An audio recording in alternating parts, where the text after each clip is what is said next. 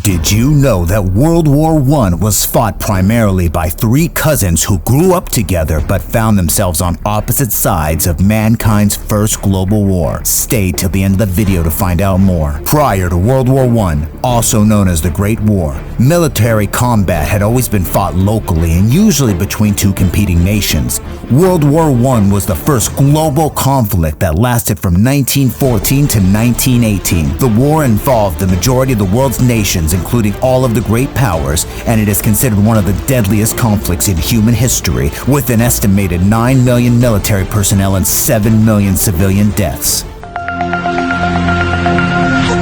It's time for minute distinctions.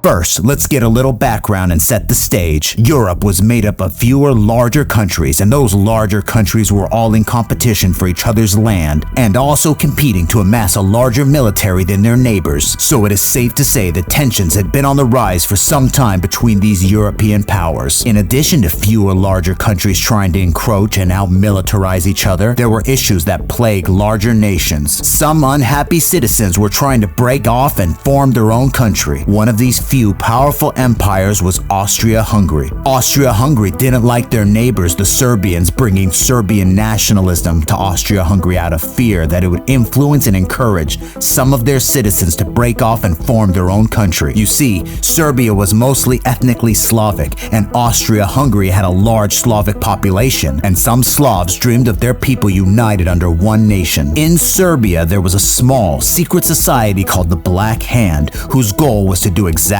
this. So they sent one member of their group to travel to assassinate Archduke Franz Ferdinand, who was next in line to the throne of Austria-Hungary, since that group saw the Austrian-Hungarian monarchy as a roadblock to their utopian Slavic nation. Austria-Hungary could have asked Serbia to hand over the Black Hand members since they planned and carried out the assassination, not the Serbian government. But instead, Austria-Hungary saw this as an opportunity to stop those pesky ethnically Slavic Serbians from influencing the ethnically Slavic Austria-Hungarians and trying to motivate them to break away and start a new country with them. The war began on July 28, 1914, when Austria-Hungary declared war on Serbia. Prior to this war declaration, Germany made it clear that it had Austria-Hungary's back, whereas Russia made it clear that it was Team Serbia. So within a week, Germany, friend of Austria-Hungary, had declared war on Russia since they had an alliance with Serbia. Within a month,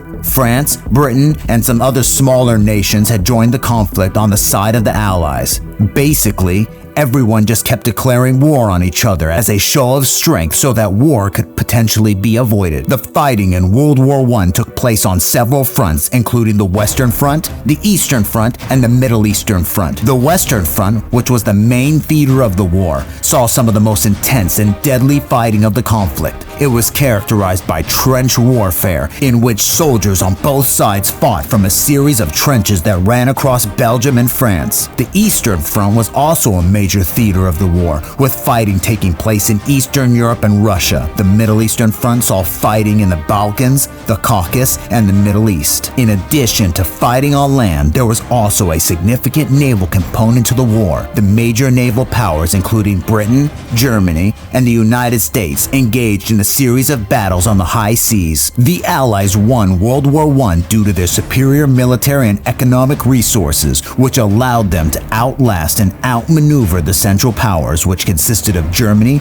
Austria-Hungary, and the Ottoman Empire, who had since joined the war. Another major factor in the Allies' victory was the entry of the United States into the war in 1917. This was a major turning point in the conflict. The United States had a large and powerful military, and its joining the war tipped the balance in favor of the Allies. The United States also provided the Allies with much-needed economic support, and its industrial capacity was instrumental in helping the Allies to win the war. The war had a significant impact on the world, and it marked the end of the old order in Europe. The major powers that had dominated the continent for centuries, such as Austria-Hungary and the Ottoman Empire, were dismantled and new states were formed in their wake. The war also led to the collapse of the Russian monarchy and the emergence of the Soviet Union. The Treaty of Versailles, which was signed in 1919, officially ended the war and imposed harsh penalties on Germany, including reparations and territorial losses. The treaty was clearly meant to humiliate and punish Germany for their role in the war. This fact, along with the economic hardships of the post-war period, added enough fuel to the fire to make for fertile soil in Germany and Italy and allow for the rise of fascism. And tragically, these ideologies played a major role in the outbreak of World War II just a few decades later.